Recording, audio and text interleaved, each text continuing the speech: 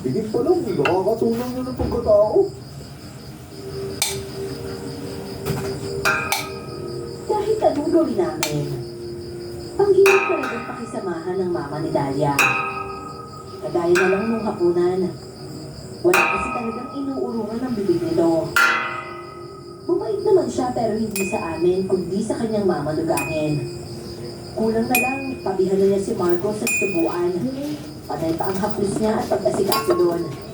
Habang nakakabahagi na rin ang pagtingin niya ng masama sa amin.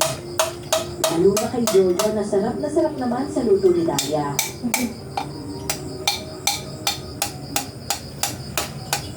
Wow! Labis naman itong luto mong tinola, Dalia.